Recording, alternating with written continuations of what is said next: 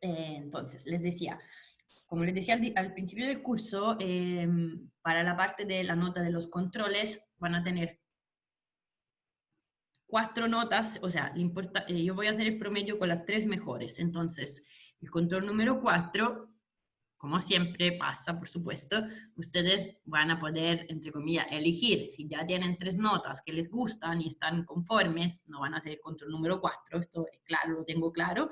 Entonces, el plan es el siguiente, como les decía, en la próxima semana le voy a dar una tarea de grupo, de pareja.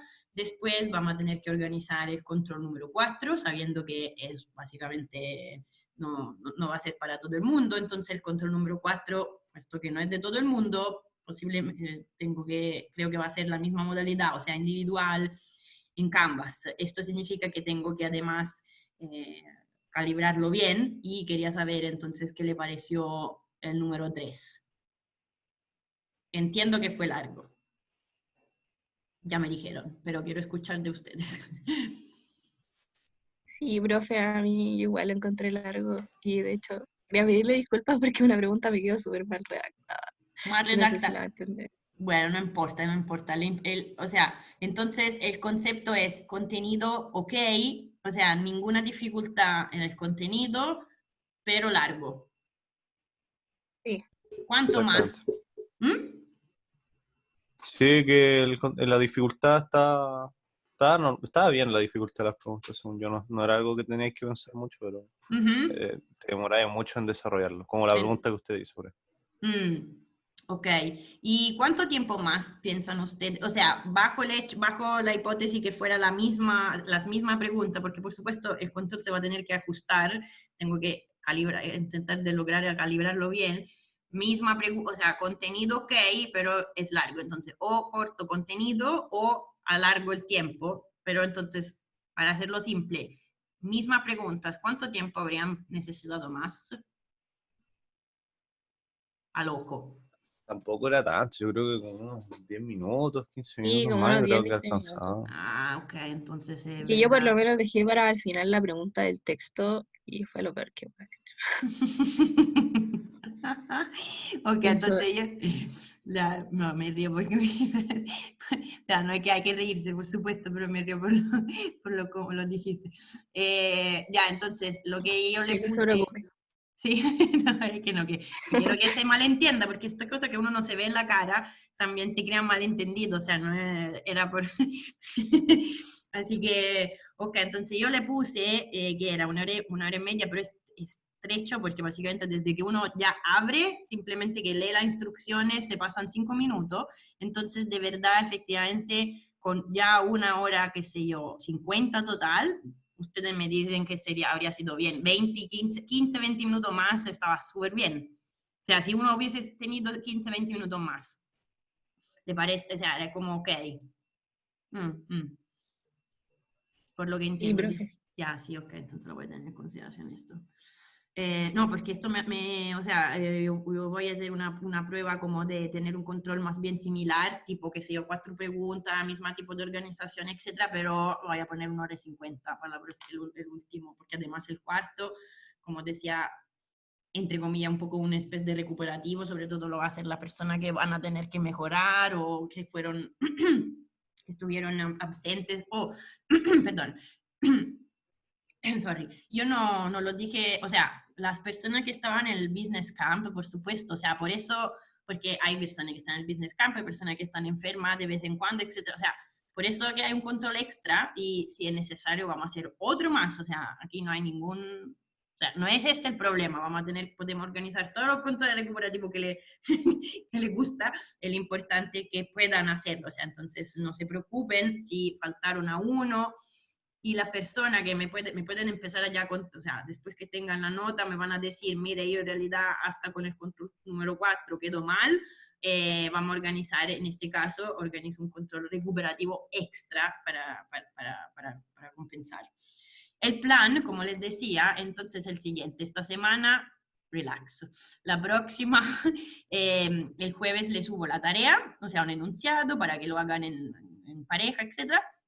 Después de esto, ojalá entonces la semana, en 2 semanas más deberíamos tener las notas, porque entre la corrección, etcétera, a este momento fijamos el control número 4. Entonces el control número 4 va a ser o la penúltima o la última semana de curso, básicamente, porque lo que entiendo yo es que nosotros terminamos el 11, ¿verdad? O sea, el 10, más bien, de diciembre.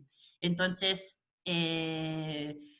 podría ser, vamos a ver cuándo ponerle este control número 4, pero me da la impresión que va a ser el jueves 3 de diciembre, al ojo, pero hay que confirmar, ¿ok? Para que tengan las notas. Y si no, es después, más aún después del 3, por ejemplo, la última semana de clase podría ser. Ok, este es el plan, entonces para la que lo tengan claro, también en términos de tiempo que le puede necesitar. ¿Hay algún... en la tarea, quiero decir, en la ayudantía, perdón, en la ayudantía del jueves deberían poder, aparte de ver algo de las cosas que vemos hoy, corregir, entre comillas, ver bien la pauta para que vayan al detalle de la pauta, pero por supuesto, si hay algo que no se entiende, que quieren preguntar, no hay problema, que sea aquí, que sea en la auxiliar, el importante es que salgan con la claridad de todo el concepto visto hasta ahora, básicamente. Si tienen alguna duda, pregunta, algunas cosas de organización, cualquier comentario, si no, yo continúo. ¿Qué significa continúo? Tenemos que ver una parte, nos vamos a ir a ver todas las láminas que yo le subí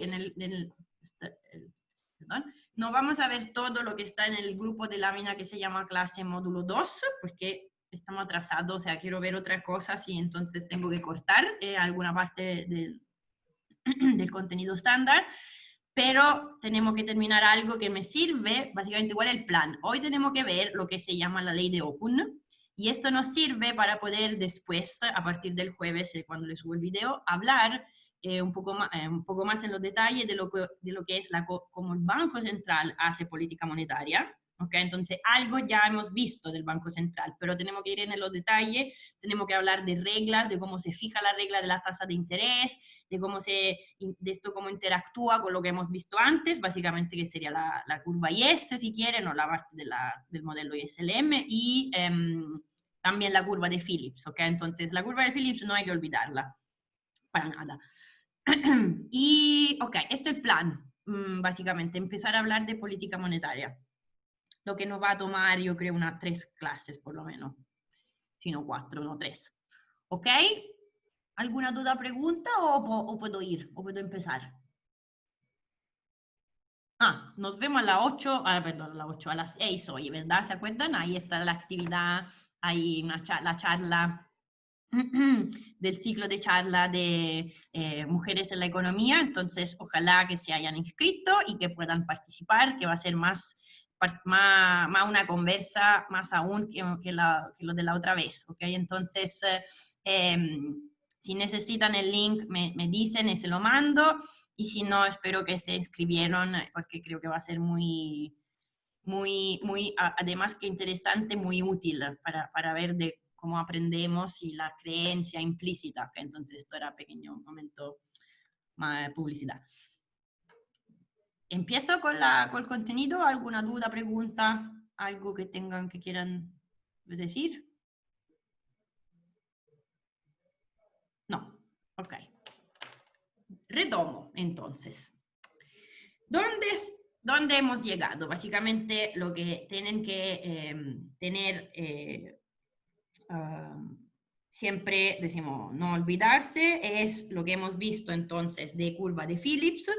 Curva de Phillips, que es la relación entre la tasa de inflación y la tasa de desempleo, ¿ok?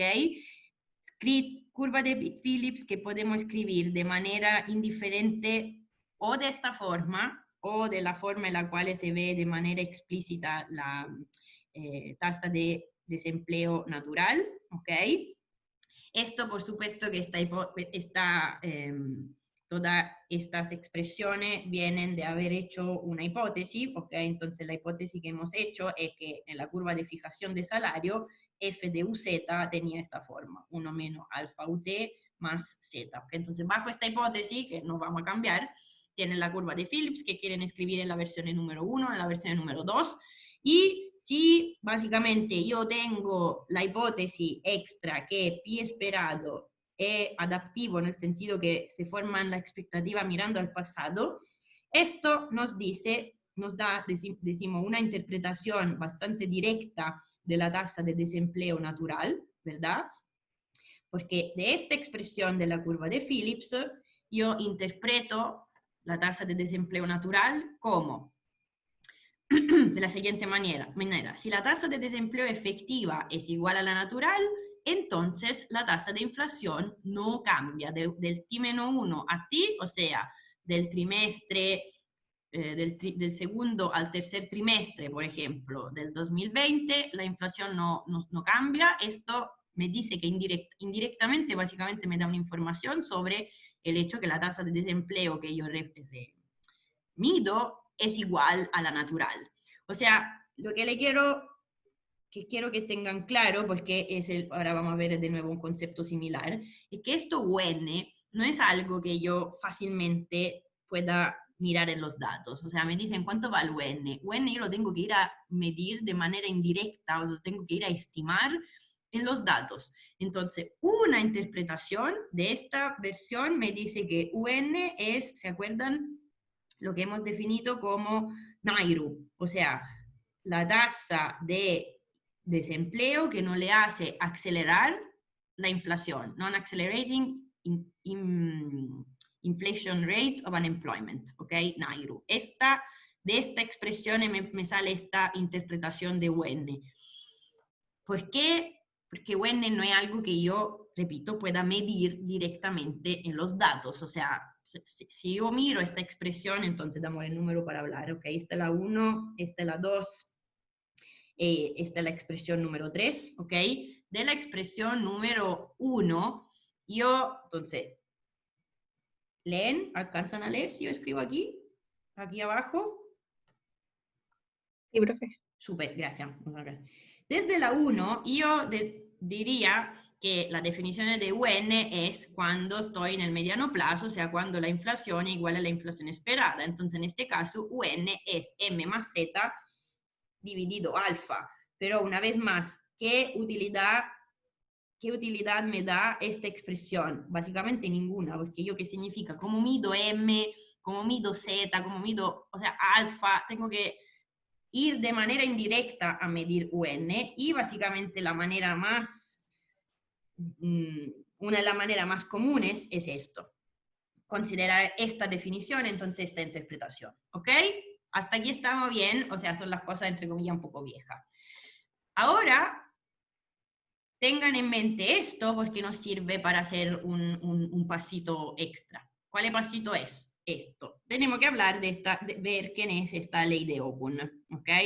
Entonces, acuérdense, o sea, partimos de nuevo de la hipótesis que hemos hecho hasta ahora. Hasta ahora, si se acuerdan, cuando hemos definido la curva de fijación de salario, esta es la curva PS, ¿verdad? Hemos dicho, ¿cómo la empresa fija los precios? Cobran un margen M sobre su costo marginal, que es W, que sería el salario nominal. O sea, en competencia perfecta yo tengo que M es igual a 0, que significa, nosotros sabemos que la condición de primer orden de la competencia perfecta nos dice la empresa es una tomadora de precio y va a producir la cantidad tal que el precio sea igual al costo marginal. ¿Ok? Esto en competencia perfecta. En competencia imperfecta, como lo que estamos aquí, la empresa no solo puede elegir su precio, y va a elegir un precio que es mayor de su costo marginal porque va a poder cobrar un M mayor que 0. Ahora, menor es el nivel de competencia, más grande va a ser este margen que yo puedo cobrar. ¿Ok? Bien, esto es lo que hemos visto. Acuérdense que detrás de esta escritura hay la hipótesis que entonces el costo marginal es igual a W. Ahora, para que sea el costo marginal igual al salario, significa que mi único factor de trabajo es mi único factor de producción es el trabajo. Entonces, la hipótesis que le digo aquí 1 es que hemos hecho que para producir Y yo necesito N unidades de trabajo, que después pueden ser personas si consideramos, por ejemplo, una jornada laboral típica de 44 horas, o pueden ser horas trabajo, si considero que la gente puede trabajar part-time, puede trabajar extra. O sea, a mí al final lo que me interesa son los inputs de horas de trabajo, ¿ok? Para producir. No hay capital, no hay nada más. Ok, esta es la hipótesis que hemos hecho hasta ahora. Ahora, si yo le hago una hipótesis extra, que sería, definimos L, la fuerza trabajo. ¿Quién es la fuerza trabajo? Es la suma de empleados, perdón, N son los de la clase. Muy bien, muy bien. Bueno, no era... voy a arreglar esto. Si no encuentro la primera parte de la grabación, lo voy a rehacer. Pero muchas gracias, Daniel, creo. No sé si alcanza a leer tu nombre. Gracias, se estaba olvidando, era una tragedia. Tenía que hacer todo de nuevo. Digo, profe. Me salvaste. Ok, entonces estábamos diciendo, sí, la fuerza de trabajo, o sea, nosotros, ¿se acuerdan? Hemos definido de la gente en edad de trabajar, entonces, si yo le acuerdo, la población en edad de trabajar, que sería la gente que tiene entre 15 y, bueno, depende de los países, 15,64, 15,65, 16,65, depende de la norma de cada país, ¿ok? Pero la población en edad de trabajar fundamentalmente puede estar en dos estados, o está en la fuerza de trabajo, y después significa que o está desocupada o está ocupada o está inactivo, ¿verdad? Y lo que tenía el ejercicio del control y todas las discusiones que hemos visto de lo que pasó en términos del mercado laboral chileno, es que hubo bastante flujo de aquí por acá, o sea, mucha gente se salió de la fuerza de trabajo hacia la inactividad porque era imposible buscar trabajo, salir de la casa, ir a trabajar fundamentalmente, ¿ok? Entonces, la hipótesis que yo le voy a dar ahora es que L es fijo. Esta hipótesis claramente está mal, o sea, no es muy realista. Hoy en día está súper mala esta hipótesis. En otro contexto económico podríamos decir que no está tan mala como hipótesis, y básicamente los flujos, si esto es estable, básicamente la división entre fuerza de trabajo y inactivo es bastante estable, y después la gente se mueve más entre empleo y desempleo, bueno, decir que la fuerza de trabajo es constante no es una hipótesis tan absurda, pero repito, hoy en día es una hipótesis bastante mala, pero déjeme mostrarle por qué le estoy haciendo esta hipótesis y después la eliminamos, ¿ok? Entonces, esto es para decirle que si yo pongo 1 y 2 juntas, la hipótesis 1 y la hipótesis 2 juntas, ¿qué me implica? Aquí me está diciendo que, yo le estoy diciendo que si n baja, decimos que tengo una tasa de crecimiento negativa de los empleados, o sea, n baja, puesto que L es constante, esto me implica sí o sí que U está subiendo. No hay otra, porque L le estoy diciendo, suponga L constante, si este constante, si este baja, y este tiene que subir para que L quede constante, ¿ok? Entonces, primero me está diciendo que si baja el empleo, sube el desempleo. Y además, la hipótesis 1 me está diciendo que seguramente está bajando la producción, porque yo para producir necesito gente que está trabajando, entonces si baja el empleo es que puedo producir menos, ¿ok? Ahora, bajo toda esta hipótesis que yo le he hecho, si yo me pregunto cuál es entonces el link, entre comillas, entre el producto y el desempleo, yo debería tener un link 1 a 1, o sea, básicamente la tasa, esto me diría que cómo cambia. O sea, si yo le pongo aquí una notación que sería tasa de crecimiento del producto en T, tasa de crecimiento, la definición es estamos de acuerdo, ¿no? Es como cambia T-1, perdón, YT-1, entonces esto es la tasa de crecimiento. ¿Cómo cambia la tasa de crecimiento? ¿Cómo cambia la producción? O sea, la tasa de crecimiento de la producción. Y esto lo quiero poner en relación a la cambio aquí de la tasa de desempleo, UT menos UT-1, ¿ok? Esta U chica es la tasa de desempleo, U grande es el número de los desempleados, ¿okay? Entonces, otro pequeño acuérdense que la tasa de desempleo es U dividido L, pero en este caso L es constante, ¿ok? Entonces, aquí le debería poner, perdón, no tengo espacio, si es bajo estas dos hipótesis, yo debería tener una relación básicamente 1 a 1, nel sentido, aquí debería tener un menos 1 que multiplica, esto les estoy diciendo, al cambiar, o sea, si baja la tasa de crecimiento de la producción, menos enfrente, sube el desempleo. O sea, UT es igual a UT menos 1 menos la tasa de crecimiento de la producción. ¿Por qué le estoy haciendo toda esta hipótesis simplificadoras? ¿Hasta aquí estamos ok? O sea, ¿hasta aquí se entendió?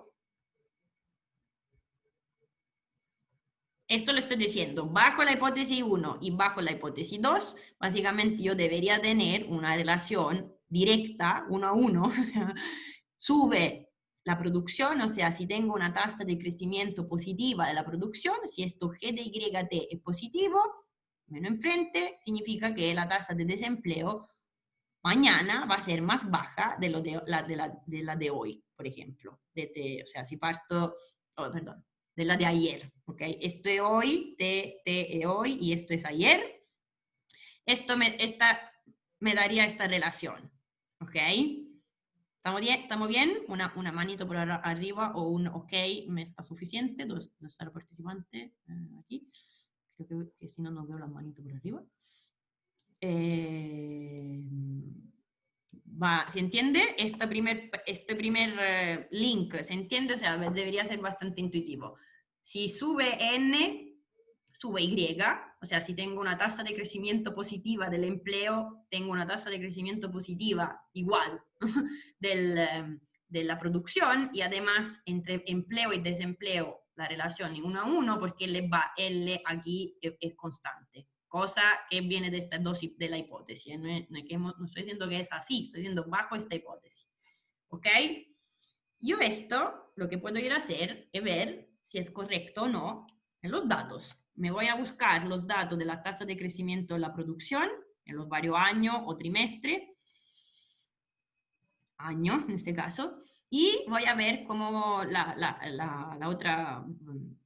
¿cómo se dice? La otra variable, voy a buscar la variación, siempre de un año a otro, de la tasa de desempleo. ¿Ok? Entonces, estos son datos fáciles, esto, tasa de crecimiento del PIB, esta es tasa de desempleo.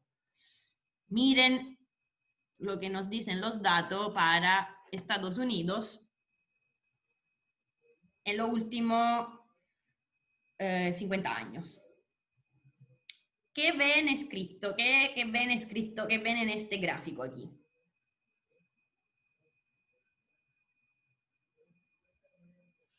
¿Qué les parece? ¿Qué les parece que... Ah, miren, está escrito aquí arriba. Aquí arriba es la expresión a la cual yo llegué haciendo la hipótesis que hemos hecho. Después estos son los datos, que serían los rombitos, ¿verdad? Es un scatter plot. Si ustedes hacen un ejercicio de regresión, hacer un fit lineal de los datos, o sea, una regresión, lo que les sale es esta recta roja con expresión, lo que tienen aquí. Porque miren, aquí tienen output growth, ¿ok? Lo que tienen en el eje de la abscisa es G de Y, ¿ok? El valor de G de Y. ¿Cuánto vale? 2%, 4, 6, 8%. Puede ser también negativo, ¿eh? Podemos estar en recesión y tener una tasa de crecimiento negativa. Y lo que tienen en el eje de la ordenada es cambio en la tasa de desempleo, o sea, todo lo que tienen a izquierda del igual. ¿Cuál es la diferencia entre la expresión de esta recta de regresión en morado y lo que yo le puse aquí arriba? ¿Cuál es la diferencia? Hay dos diferencias, ¿no? ¿Cuáles son? ¿Qué ven?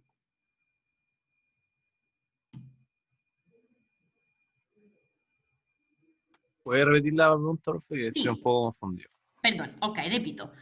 Bajo la hipótesis que le hice hasta ahora, que sería, consideren la fuerza trabajo fija, que es la L, la fuerza trabajo, y la hipótesis que para producir yo necesito solo gente trabajando, Y igual N.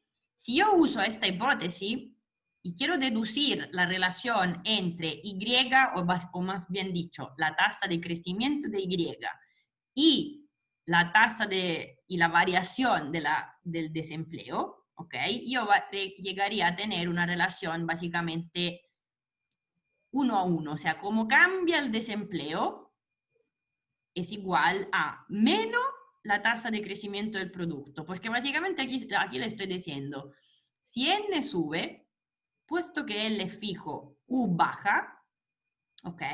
Entonces, como cambia el desempleo, si N sube, Y sube, y de la misma manera, porque Y igual a N, ¿ok? Entonces, la tasa de yo sé que si N sube, o sea, Y sube, la tasa de desempleo baja. O sea, lo que yo puedo escribir así, ¿ok? La parte que está escribiendo aquí abajo, esta versión aquí. Ahora, la tasa de desempleo es un dato. La tasa de crecimiento del PIB, datos. Ningún problema en encontrar estos datos. Si yo voy y hago una regresión, o sea, pongo básicamente, voy a buscar todas las combinaciones, ¿ok? En el año 1960, 61, 62, 63 hasta 2014, de cuánto valía la tasa de crecimiento del producto en este año y entonces cómo cambió la tasa de desempleo entre T-1 y T, todos estos puntitos, ¿ok?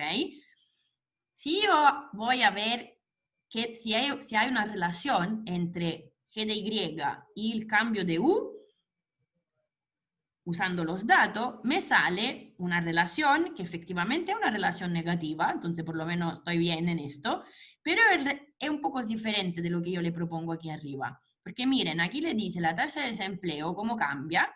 Cambia con respecto a que de Y, la primera diferencia es esta. ¿Lo ven? Ok, o sea, aquí está implícitamente escrito 1 y aquí está escrito 0.4. O sea, la pendiente de esta cuestión no es 1.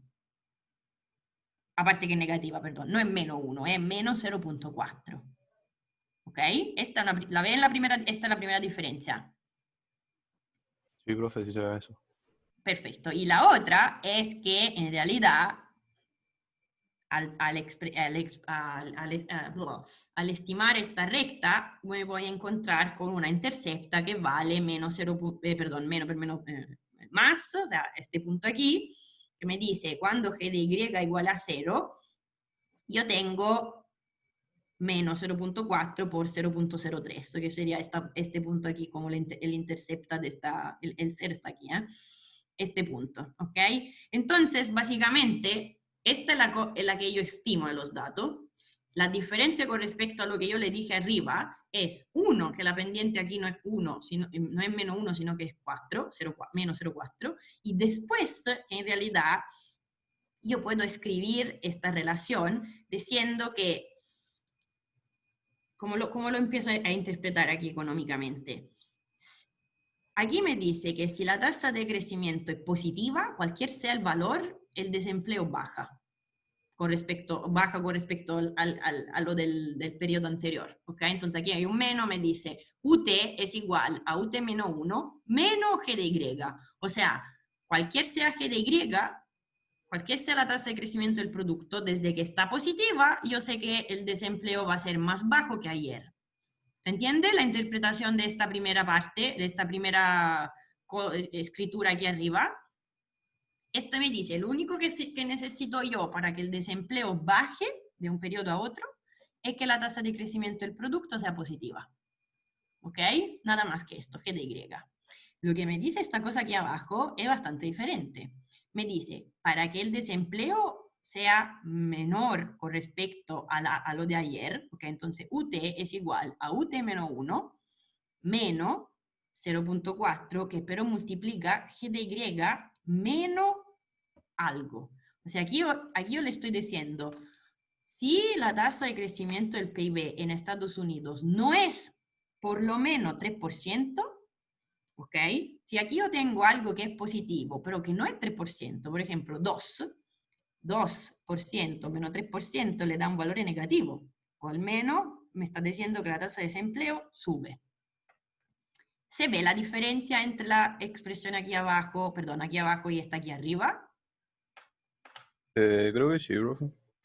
Ok, entonces intentemos de interpretar qué es esto 3%. Ahora, claramente, si yo hago dos hipótesis y llego a una conclusión que debería ser esta expresión aquí, voy en los datos y los datos no me confirman esto que está escrito aquí arriba, yo tengo que decir, ok, mi hipótesis está mala. Ok, entonces claramente estas dos hipótesis no están correctas. Porque si no tendría esta expresión en los datos y yo no encuentro esto, encuentro lo que tengo aquí arriba, aquí abajo. ¿Okay? Entonces tendremos que explicar, o sea, cuál es según ustedes la interpretación, o sea, intuición más bien. ¿Qué intuición tienen de estos 3%? O sea, uno dice, ya, ok, ¿por qué Estados Unidos tiene que crecer al 3% por lo menos? O sea, si crece al 3%, el desempleo queda constante. Esto me están diciendo los datos. Si no, si yo crezco, tengo una tasa de crecimiento positiva, pero más chico que 3, me va a subir el desempleo. ¿Por qué? ¿Qué piensan? O sea, esos serían como los niveles que ellos esperan o estiman crecer de forma constante, ¿o no? Como algo... Perdón, Nicolás, no ¿Cómo así? estoy segura que entiendo la pregunta. ¿Estos son los niveles que? No entendí bien la pregunta. Disculpe, profe, no lo entendí. Y yo me corté, Que se repito. corta. No. Miércoles, no sé por qué hoy tengo esta... La pregunta es que no entendí lo que me preguntaste. Si me puedes, por favor, repetir lo que dijiste, que no entendí bien.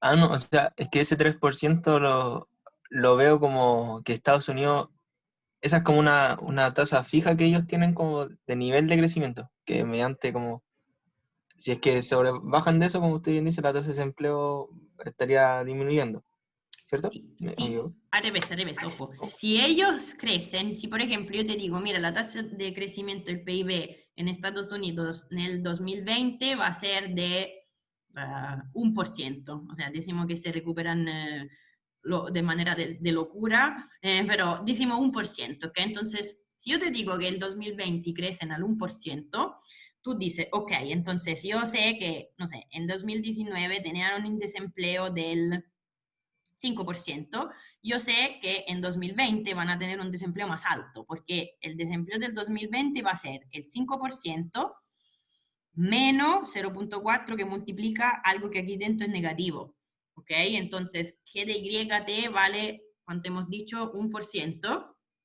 ¿Ok? Entonces yo aquí tendría 0.01 menos 0.03, me da menos 0.02, multiplicado por menos 0.4, me da 0.008, ¿ok? Entonces yo básicamente voy a tener esto, además del desempleo con el cual había empezado. Entonces, empiezo con 5%, en el 2019, en el 2020 voy a tener 5.8%, que claramente no es la situación hoy en día, en una catástrofe, no es esto, pero era solo para hacer un ejemplo, ¿ok?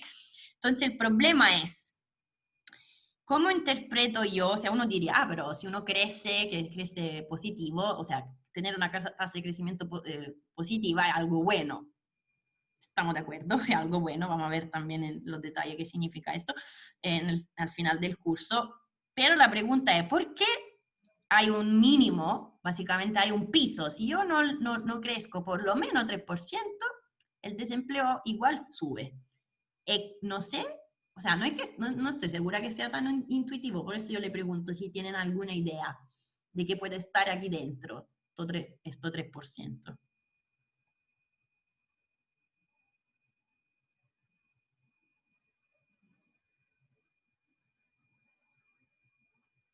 ¿Qué piensan? Miren, la pista está aquí. Yo le dije que esta hipótesis están malas, ¿verdad? ¿Por qué están malas? Bueno, porque sabemos, uno, que la fuerza de trabajo ya sabemos que no está fija, ya lo sabemos, y además que ¿en qué sentido la fuerza de trabajo no está fija? En dos sentidos. Uno, que yo podría tener gente que la fuerza de trabajo podría subir solo porque tengo gente que de inactivo se va a activo. O sea, gente que no estaba buscando trabajo y no trabajaba, que se va a buscar trabajo, etcétera, entra como activo, ¿ok? Entra en la fuerza de trabajo. Y además, ahora para que empiecen ya a interiorizar todo este concepto que vamos a tener que, repito, ver mucho más en los detalles al final del curso, cuando yo le estoy hablando de cambios en años, alrededor de años, o sea, ustedes saben cómo evoluciona la población de Chile, o sea, ustedes dirían, ¿la población de Chile está constante de un año a otro? ¿Crece? ¿Baja? ¿Qué le pasa a la población de Chile? A todo, el número total. Va aumentando, ¿no? Va aumentando. Entonces, nosotros aquí estamos razonando como si tuviéramos un total de gente, o sea, el discurso que yo le hacía aquí decía, tengo poblaciones donde de trabajar. Después, o trabajan o están desempleados, o sea, estoy en la fuerza de trabajo, estoy en activo, ¿ok? Esto está bien si yo hago una foto hoy. El problema es que si yo empiezo a hablar de lo que pasa en el tiempo, y entonces estoy hablando de ya años, de un año a otro la población crece. ¿A cuánto crece? Al 2 punto algo por ciento, 1.9. Honestamente no me acuerdo cuál es la tasa de crecimiento promedio del último año de Chile, pero Estados Unidos crecen a 2 punto algo por ciento al año, ¿ok? La población, ¿ok? Entonces, una primera cosa que no hay que olvidar es que, puesto que yo cada año tengo gente, más gente en el país, ¿ok? La hipótesis que él está fija, solo, digo, hasta consideremos constante las proporciones, ¿ok? Le digo que hay siempre una cierta, la población crece, pero de manera constante se divide en fuerza de trabajo inactivo, cosa que tampoco es correcta, pero hasta bajo esta hipótesis no es correcto decir que él es constante, él le crece, la fuerza de trabajo crece por lo menos, podríamos decir, a la tasa de crecimiento de la población, ¿ok? Entonces, una primera cosa que le estás diciendo aquí es, si yo tengo población que crece, no es que yo puedo, si yo digo, imagínense, hay números absurdos en China, ¿no? Cuando dicen hay cuántos millones de gente que termina la universidad y entra en el mercado del trabajo. Para que el desempleo no suba, lo que se tienen que crear son nuevos puestos de trabajo, ¿okay? Eliminando a la gente que no se jubila, etc. O sea, aquí le están diciendo, ojo, para que el desempleo no suba, yo tengo que tener un crecimiento que me cubra, por lo menos, le estoy diciendo, por lo menos aquí dentro entra la tasa de crecimiento de la población, o sea, para ser preciso, lo que nos interesa aquí es la tasa de crecimiento de la fuerza de trabajo. ¿Ok? ¿Se entiende esto? Profe, entonces sería más como un factor correctivo, algo así. Sí, básicamente, exacto. Lo que te estoy diciendo es, sí, decimos correctivo en el sentido que para corregir el hecho que nosotros no interiorizamos, el hecho que las variables como población, etcétera, crecen en el tiempo, ¿ok? Entonces, por lo menos yo tengo que corregir, si quieres, o tener en cuenta el hecho que yo necesito un crecimiento que me cubra la población, o sea, que el hecho que yo tengo más gente, para decir que el desempleo quede estable, ¿ok? Y ahora aquí dentro le voy a poner otra cosa más, ¿ok? Entonces, típicamente lo que entra aquí dentro, vuelvo aquí, ¿ok? Repito, por ahora queda muy en términos solo de palabras, lo vamos a ver mejor. Miren de nuevo la función de producción. Una función de producción un poquito más realista, perdón, que esta lámina ya está un poco colapsada, voy a hacer otra. Perdón, negro. Nosotros hemos dicho Y igual N, ¿ok? Como hipótesis. Lo que le digo yo es que en la parte final del curso vamos a hablar de crecimiento, una función un poquito más completa. Le diría que por lo menos hay capital físico, trabajadores, tecnología, y ojalá lleguemos hasta hablar de algo que lo puedo llamar R, tipo recursos naturales, que tampoco son infinitos, ¿eh? Entonces, recursos naturales, tecnología, trabajadores, factor trabajo, capital. Estos son las cosas en las cuales nos vamos a ocupar al final del curso. Ahora, de aquí a aquí hay un abismo, ¿ok? Ahora, para hacerlo relativamente simple, pero un poquito más realista, déjeme escribir esto. Este es para decirle, ok, que no estoy hablando de una función de producción, me estoy olvidando del capital físico, me estoy olvidando de los recursos naturales, etc. Pero por lo menos decimos que para producir yo no solamente necesito gente según un cierto nivel de la tecnología. O sea, ejemplo básico, un poco banal. Si yo le digo que tenía una empresa que hacía, no sé, contaduría, ¿ok? En los años 60. O sea, en los años 60 yo necesitaba gente que estaba sentada con una calculadora al lado y hacer los cálculos, ¿ok? Hoy en día, imagínate, para hacer el mismo trabajo, no necesito 10 personas, necesito media, o sea, necesito mitad de una jornada laboral porque existe Excel o hasta un software que hace la cuenta, por ejemplo, de la, ¿cómo se llama? Ficha de pago, no, ¿cómo se llama? Liquidación de sueldo, por ejemplo, toda esta cosa. O sea, no necesito gente que me haga el cálculo, necesito una hoja Excel o hasta ni siquiera esto, necesito un software, ¿ok? Entonces, lo que le estoy diciendo es que el nivel de la tecnología disponible hoy, años luces de lo que, o sea, muy diferente el nivel de tecnología que yo que tenía en los años, por ejemplo, 60, para hacer el mismo trabajo, ¿ok? Entonces, por lo menos en estos 3%, que ahora le vamos a dar un nombre, entonces nuestra ecuación que hemos estimado nos dice UT es igual a UT menos 1, menos, para Estados Unidos han estimado un valor de 0.4 y aquí tengo G de YT menos esto 3%, ¿ok? Entonces, en este 3%, seguramente por lo menos entra la tasa de crecimiento de la fuerza de trabajo y la tasa de crecimiento de lo que de esto que, perdón, hasta ni siquiera ponemos el T para decir en general, ¿ok? Puede después esto, tasa de crecimiento de la fuerza de trabajo y esto es la tasa de crecimiento de este nivel de tecnología que intenté de hacerle el ejemplo. ¿Se entiende se entiende de qué estamos hablando? O sea, yo aquí le estoy diciendo, para que el desempleo no suba, ¿ok? Yo no solamente necesito producir, o sea, necesito que la producción suba. ¿Cuánto? Tiene que ser mayor de un cierto nivel, porque dentro de este nivel me está diciendo, ojo, uno, que sube la población. Entonces, para que el desempleo esté estable, yo tengo que crear por lo menos tantos empleos cuanto la gente nueva que entra en el mercado laboral.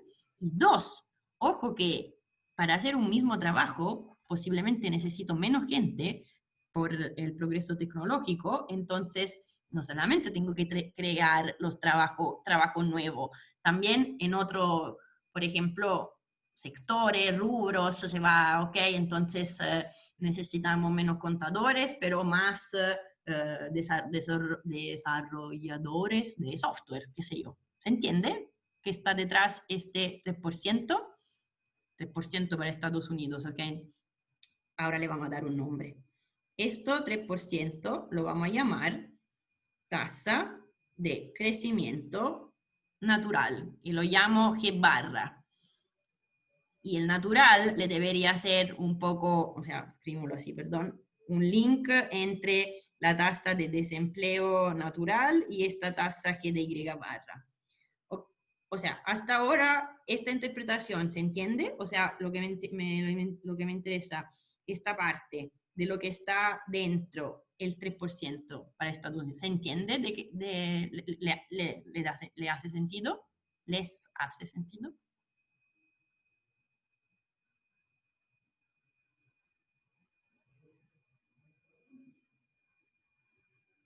Si están allá, vivos y conectados, conectadas, le hace sentido que está la interpretación, entre comillas, económica de lo que está dentro de estos 3% para Estados Unidos, o dicho de otra manera, lo que está dentro, lo que me representa esta tasa de crecimiento, que ahora llamo tasa de crecimiento natural del PIB.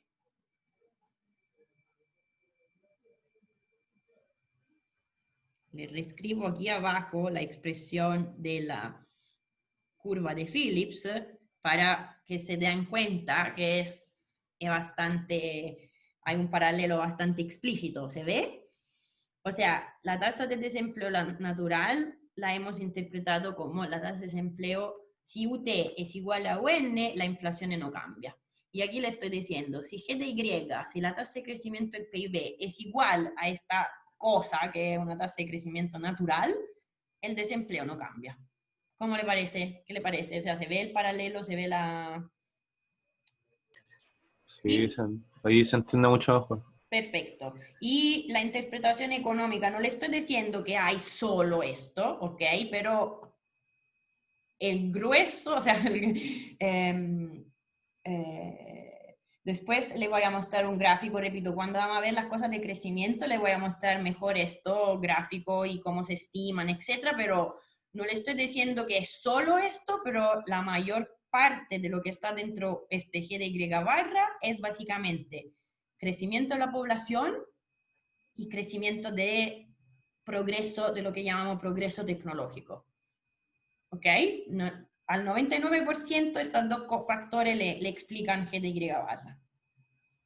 ¿Cómo vamos? Por supuesto hay ruido, no es que estas son cosas que se miden a la precisión, o sea, puede haber ruido en los datos, por supuesto, no es que estoy diciendo esto, pero el grueso de la gran parte de esta cosa viene, ¿ok? Que la población crece y que además la tecnología que tenemos para producir cambia, evolve, mejora, diría, decimos, en total. ¿Ok? Entonces, ¿qué significa esto G de Y barra y cómo lo interpreto y por qué es básicamente la misma idea que la tasa de desempleo natural? O sea, lo que le quiero decir es que esto me dice cómo medirlo o cómo interpretarlo de manera directa, porque como para mí es muy difícil decir quién es UN directamente, ¿dónde lo mido UN? No es que me lo dicen los datos, esto tampoco me lo dicen directo los datos, tengo que encontrar una manera indirecta de ir a medirlo o estimarlo. Ok, esto lo hemos interpretado. Ahora vemos si podemos interpretar este. ¿Por qué aquí hay un 0,4? En el caso de Estados Unidos, o sea, ¿por qué este número es más chico que 1? Y le puedo mostrar una tabla.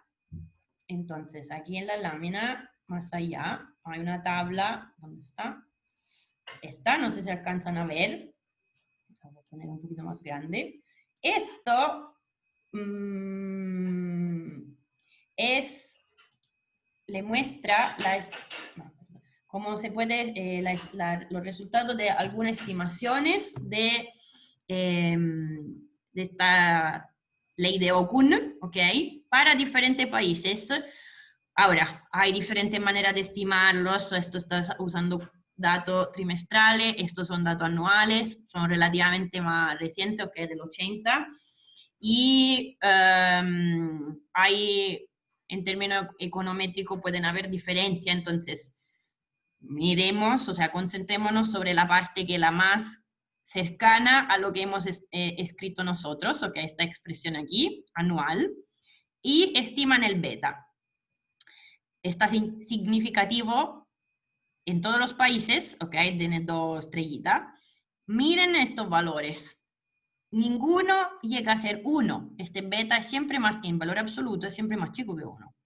Pero puede ser más en valor absoluto desde valer 0,13, 0,1, 165 para Japón, hasta valores mucho más cercanos en valor absoluto a 1, tipo aquí España o Estados Unidos, aquí básicamente 0,48. ¿Qué significa? ¿Por qué este beta, pues como lo hemos escrito nosotros, por qué sale como algo más chico que 1? O sea, la pregunta aquí es, ok, decimos que tengo una tasa de crecimiento superior a la que hemos definido natural, lo que le dice que el desempleo va a bajar. Ok, pero ¿por qué baja multiplicado por un factor aquí más chico que la unidad? ¿Por qué no todo este exceso de crecimiento con respecto al natural en términos de PIB? ¿Por qué no todo se traduce en reducción del desempleo? Según ustedes. O sea, quiero saber si tienen alguna idea, intuición, Y si, por ejemplo, hasta me puede llegar a decir si tiene una intuición y para esto va la diferencia en términos de los valores.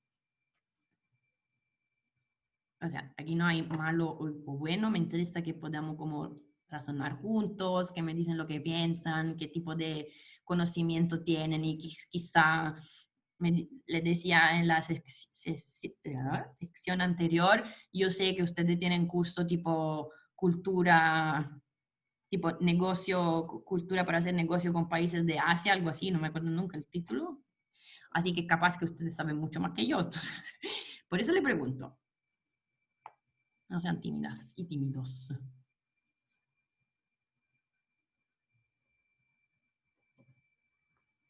¿Qué se le ocurre?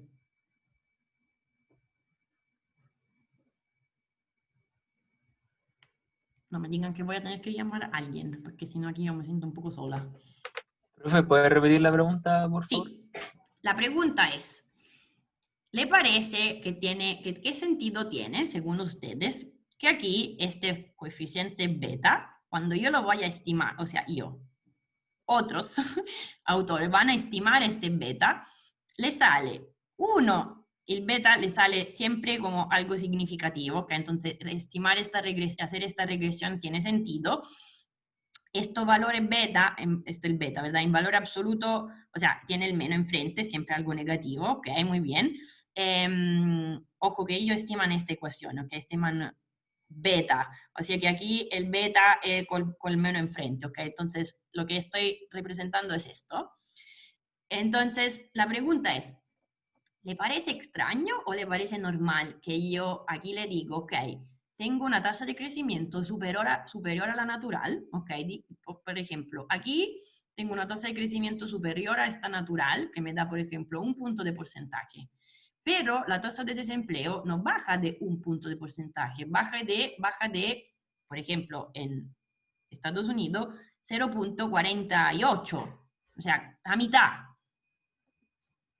multiplicado por 1 punto de porcentaje. ¿Por qué? Porque hay, de alguna manera, exceso de crecimiento del PIB con respecto al natural, que se traduce en una reducción del desempleo, pero no de 1, sino que multiplicado por un factor que es siempre más chico que 1. Esta es la pregunta. Y la segunda pregunta es decir, hasta si llegan, podemos decir, a tener una intuición del por qué podría ser diferente de país a país. Lo que le puse en amarillo son valores extremos, o sea, Estados Unidos porque es siempre nuestro punto de referencia, de cierta manera. Aquí tienen España y Japón como un poco extremo dentro de esta tabla. No sé si se entiende mejor la pregunta.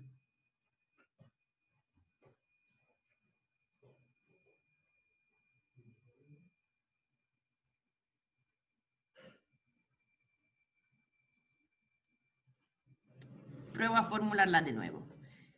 Aquí le dice que en Japón usted puede tener un crecimiento muy superior al natural y el desempleo va a bajar poquito. Mientras que si estoy también en recesión, imagínense que estoy algo más, o sea, cero, o sea, no estoy creciendo nada, esto, lo que aquí dentro me da algo negativo, me dice que el desempleo sube, ¿ok? Pero poquito, porque aquí vale este menos beta aquí es menos, lo que está escrito es menos 0.165. O sea, me estás diciendo, porque en Japón parece que la tasa de desempleo no es que reaccione mucho, ni cuando las cosas van bien, no baja mucho, y cuando las cosas van mal, en términos de PIB, no sube mucho. Mientras que en España parece al revés. Esta es la pregunta.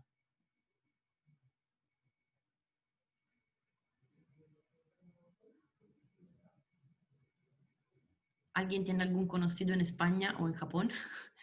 Que la puede... No puedo creer que no tengan ninguna idea, por favor. No sé si será por la dependencia económica o algo así, no sé, o porcentaje de muerte, no sé, profe, estoy como pensando cualquier cosa. No te preocupes, por lo menos interactúo con alguien, así que está perfecto. O sea, Aquí, las cosas a las cuales piensas tú, no estoy segura. ¿A cuáles muertes piensas? ¿A las naturales o a algunas muertes No sé, naturales? es que como hablábamos del crecimiento como poblacional en sí del Ah, ok, ok. país, Sí, sí. porcentaje, lo asumía como el porcentaje de muerte o de población adulta, no sé. Ok, Algo así. la cosa que piensas tú tiene, o sea, tienen diferencia, por supuesto. Por ejemplo, en Japón tienen una natalidad bajísima, básicamente no reciben inmigrantes, por lo cual tienen un crecimiento de la población que es básicamente cero o negativo, ¿ok? O sea, pero lo que tener un crecimiento de la población negativo o lo que está, las cosas de las cuales estamos hablando, entra dentro GY barra. ¿Ok? Entonces, efectivamente, probablemente GDY barra en Japón, o sea, hay que ver, porque de un lado la población no crece o crece muy poco, y seguramente en España crece un poquito más, tampoco está muy bien parado en términos de natalidad, pero bueno, o sea, de crecimiento de la población, pero seguramente mejor que en Japón. De otro lado, el progreso tecnológico no estoy segura que pueda ser comparable entre Japón y España, quizá es más rápido en Japón, por lo cual no te sabría decir yo qué valor tiene GDY barra para Japón y España, honestamente no lo sé, deberíamos buscarlo. Pero las cosas a las cuales te refieres tú, lo que te quiero decir, entran dentro GDY barra. Mientras mi pregunta es sobre el beta. O sea, para un mismo GDY barra, para los dos países, que ok, no es así, pero mi pregunta es, ¿por qué? Si yo crezco, si el PIB crece más de GY barra, en España le da un tremendo efecto sobre la tasa de desempleo, mientras que en Japón mucho menos.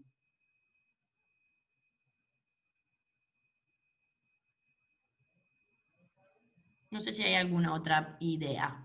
Tampoco lo quiero aquí quedarnos pegados, pero es para también saber cuánto, entre comillas, de conocimiento más bien así no es un conocimiento económico, pero qué sé yo, cuánto sabemos de cómo funciona el sistema en España con respecto a Japón. O sea, claramente no son lo mismo, ¿no? Pero quiero saber, la pregunta era para saber si tenían alguna intuición. ¿Nadie tomó este curso de negocio en Asia? No sé cuál es el título de este curso que toman, electivo no me acuerdo cómo se llama. ¿Nadie aquí lo tomó? Profe, en el chat igual le respondieron algo. Ah, es que yo tengo el chat abierto, pero no leo no veo nada. Es como mi chat no está escrito nada. Yo no sé, es que cuando se cayó antes, algo tiene que haber pasado porque en el chat tengo blanco. No estoy leyendo nada, lo siento, chicas y chicos, no sé cómo me pueden contactar, no sé cómo pueden intervenir, no sé que alguien puede leer lo que está en el chat, yo veo blanco, no me aparece nada en el chat. Le dicen si es que puede ser bueno, uno dice si es que es por el tipo de cultura de la empresa, Muy de que en bien, Japón los trabajos son más estables en el largo plazo. Entonces, que a pesar totalmente bien. de cambio en el crecimiento y el desempleo no se ven tan afectados. Excelente, entonces las sabían las cosas, simplemente que uno leo, no sé por qué no sé, tengo el chat aquí abierto, es completamente blanco, no veo, no está escrito nada. Entonces, no sé quién Creo que el micrófono está malo. No podía explicarlo. Ahora puedo explicarlo si quieres. Ah, perfecto, Sebastián, entonces adelante.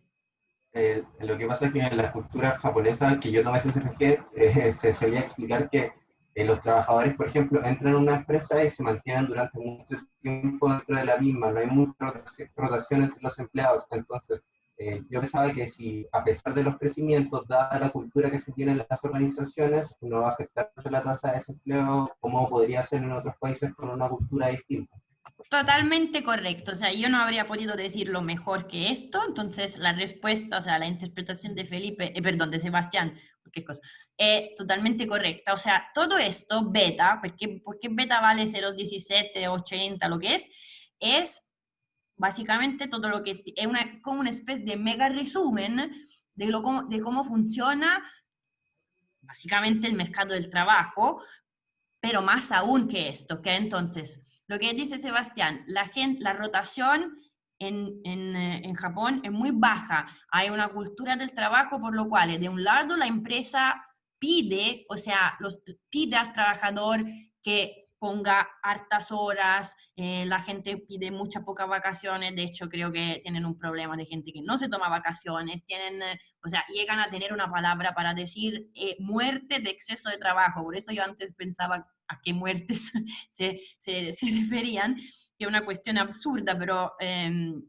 ahora no me acuerdo cuál es la palabra, pero hay una palabra en japonés para decir esto, o sea, de un lado la empresa pide una dedicación muy fuerte, del otro lado el trabajador, entre comillas, espera un cierto tratamiento que sería, que no es que desde que la cosa van un poquito más, son un poco más difíciles, la empresa despide y chao. No, ¿ok? Entonces hay un vínculo muy diferente y de hecho las negociaciones son completamente diferentes de lo que puede pasar en Europa continental en términos de sindicatos, o sea, la estructura más dicho un poco de manera general, el mercado laboral completamente diferente en Japón de lo que puede ser un país como Estados Unidos o cualquier otro país de Chile o, qué sé yo, país de Europa. De hecho, por ejemplo, la tasa de rotación en Chile es la más alta. La rotación significa los cambios de gente que cambia trabajo, ¿ok? Gente que pasa de un trabajo a otro, es altísima en Chile, es la más alta de todos los países OECD. ¿Esto qué significa? Claro, depende de la estructura del mercado, depende de las instituciones, depende de la cultura, depende de varias cosas juntas, ¿ok? Entonces, la respuesta final, o sea, el resumen es, beta es como un mega resumen de la estructura y de cómo funciona el mercado del trabajo en los diferentes países. Entonces, Estados Unidos, como les decía, bueno, lo habíamos visto, ¿no? Cuando yo le dije que, por ejemplo, Chile es un mercado muy fluido, como de este tipo de este punto de vista, por ejemplo, Estados Unidos, uno podría decir que, ¿qué le quería decir? Francia, Alemania, Italia, como ven, tienen beta más bajo, lo que tiene bastante sentido dentro de esta interpretación de mayor, dentro de todo, rigidez, donde no le quiero decir que es bueno o malo, lo estoy simplemente explicando las cosas. Ahora, este en particular, valor que sale para España, es, en este paper explican que es un poquito un outlier. ¿En qué sentido un outlier? De un lado tiene una explicación económica, del otro lado está más bien originado del hecho que aquí los datos van de los 80 al 2013. Post-crisis 2008, de la crisis subprime, aparte que pegó muy fuerte en Europa, en el 2011 hubo lo que se llama la crisis de la deuda, ¿okay? Entonces ansia sobre el hecho que algunos países tipo España, Italia, Grecia podían tener problemas, en Irlanda también, en pagar su deuda pública, quiero decir. Entonces más crisis económica aún, hubo un fuerte aumento del desempleo y en países como España, pero en Italia la misma cosa, el mercado del trabajo en realidad es bien dual. O sea, hay las generaciones con más antigüedad, decimos, que tienen contrato y difícil de despedir, etc. Y después hay toda una proliferación, ¿no?, de contratos que son a tiempo determinado, sobre todo por lo que son los empleos de los jóvenes. ¿Okay? Entonces, lo que pasa es que este coeficiente aquí está básicamente capturando el enorme aumento del desempleo, sobre todo ¿cómo se dice?, en la categoría de los jóvenes en España desde el 2011, ¿ok? Entonces, hay que saber interpretar los datos, entonces le explico que esto efectivamente es un valor muy elevado, en valor absoluto muy elevado y un poco contingente a esto que le estoy explicando, ¿ok? Pero en general queda la interpretación, como decíamos, que está conectado a cultura y funciona en general cultura e instituciones, si quieren las dos cosas juntas, de mercado del trabajo. ¿Ok? Entonces, un pequeño caveat, se me olvidó, no lo puse aquí, uno puede hacer, o sea, hay muchas estimaciones también para lo que son los beta de los países tipo de América Latina. Un problema, o sea, entre comillas, un problema, esta ley de Okun es un poquito menos informativa cuando ustedes van a mirar países donde la informalidad es muy alta. ¿Por qué? ¿Por qué? ¿Tienen una intuición del por qué? A ver. Estos países son todos países desarrollados, economía maduras. Uno puede ir a hacer, o sea, lo recupero, la próxima vez se lo muestro, las estimaciones de estos beta para países de América Latina. El problema, relativamente problema, es que esta relación en su mismo pierde un poquito un poquito menos, ¿cómo se dice?, confiable cuando uno considera países donde la informalidad es muy alta. ¿Por qué? Porque típicamente en los países donde el trabajo informal es muy común, lo que pasa es que, por ejemplo, lo que se dice es que la informalidad es como una especie de, tiene un aspecto colchón, o sea, cuando las cosas van mal, si hay recesión, si la cosa que está aquí dentro es negativa, y peor aún si esto es como cero o estamos en recesión, no es que la gente se vaya al desempleo, mucha gente pasa del empleo formal al empleo informal. Por lo cual yo quizá me va a salir, qué sé yo, para un país como Nicaragua, que este beta es relativamente chico, como que el mercado laboral no reacciona mucho, el desempleo no reacciona mucho. Bueno, no reacciona mucho porque la gente se va al empleo informal, ¿ok? Cosa que pasa menos en estos países. Bueno, en Italia del Sur sí, pero claramente en Francia, Alemania no. Y tampoco en Estados Unidos, Japón. ¿Se entiende todo esto? ¿Le tiene sentido? ¿Se entendió el concepto? Sí, profe, se entiende. Sí, perfecto. Ok. Entonces, conclusión de todo lo que hemos visto hasta ahora. La ley de Okun es la que está aquí en verde. La ley de Okun es básicamente, como les decía, una ley empírica en el sentido que la parte de teoría, lo que nos dice la teoría básicamente es que lo que tenemos enfrente, este coeficiente, escribímoslo de manera un poquito más, ¿cómo se dice?, general, que esto es un coeficiente beta aquí, y esto lo llamamos directamente G de Y barra, ¿ok? Entonces la ley de Okun me da la relación entre el crecimiento del PIB y el desempleo, pero ojo, lo que importa en realidad es el delta, la diferencia entre el crecimiento del PIB efectivo y lo que hemos definido como tasa de crecimiento natural. Y además, esta relación cambia, o sea, el beta cambia de país en país según el nivel de, o sea, de instituciones, cultura, general, cómo funciona el mercado del trabajo. ¿Ok? Esta entonces es la ley de Okun y nos sirve para... básicamente nos sirve porque, miren, si yo pongo junta la curva, o sea, la curva de Phillips, lo que tienen aquí abajo, le da la relación, esta es la curva de Phillips, le da la relación entre inflación y desempleo. La ley de Okun me da la relación entre desempleo, básicamente, y crecimiento del PIB. Si yo pongo estas dos cosas juntas, esto más esto, voy a poder hablar básicamente de inflación y tasa de crecimiento del PIB, ¿ok? Me salto el pasaje a través del desempleo, por lo cual esta me sirve para llegar a hablar de inflación, relación entre inflación y tasa de crecimiento del PIB, ¿ok? Esto es nuestro punto.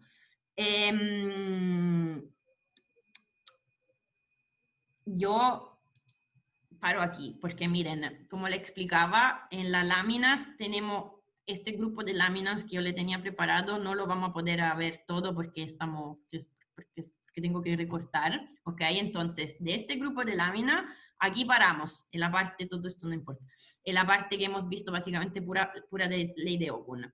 Yo el jueves le subo otro grupo de slides y le hago un video sobre lo que empezamos a tener que ver, que es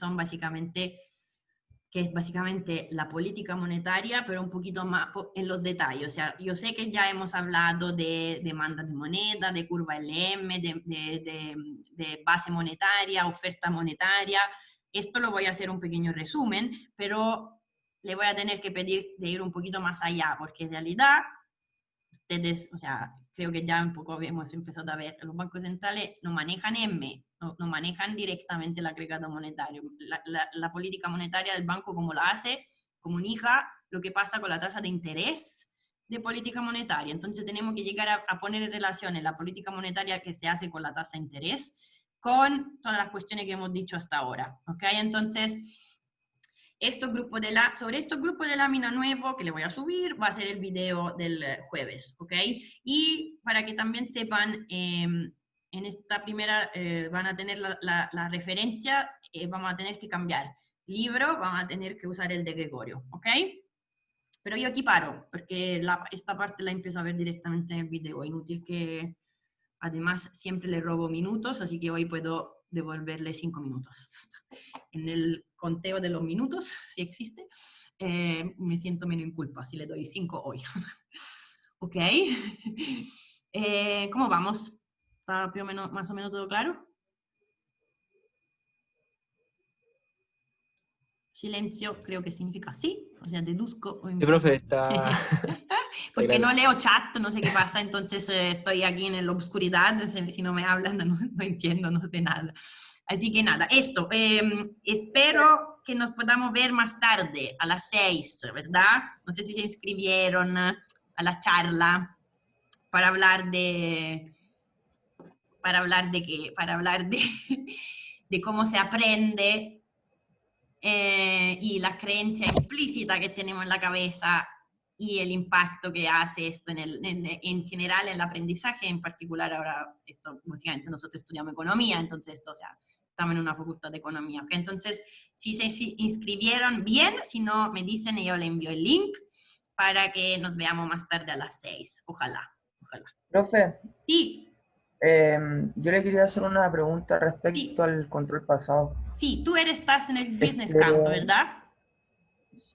Sí, entonces quería saber si es que yo me voy a quedar con una nota menos No, o no, voy no, a no. poder dar... Mira, sí, perdón. La cosa general, el plan general es el siguiente. Ustedes, o sea, no la próxima semana, sino que yo creo que la semana que viene después, va a haber el control número 4. Ahora, del control número 4, básicamente, o sea, para tener la nota final de control, yo necesito 3 notas. Entonces, una posibilidad es que tú hagas el control número 4, lo tienes que hacer sí o sí, ¿ok? Al final de esto, te vas a quedar con 3 notas, control número 1, número 2 y número 4. Si estás conforme, bien. La otra posibilidad es que yo había dicho en general que estoy ok para organizar un control recuperativo extra. Entonces, puesto que imagino que depende, o sea, si yo le pregunto hoy si quieren hacer un control extra a ustedes, yo creo que la respuesta va a ser depende de cómo me va el control número 4, ¿no?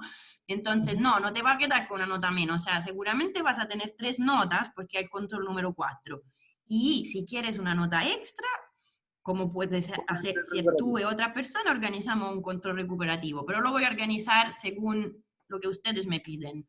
¿Quién? O sea, no sé, no creo que va a ser mucha gente, entonces lo organizamos una vez que ustedes vean su nota, básicamente.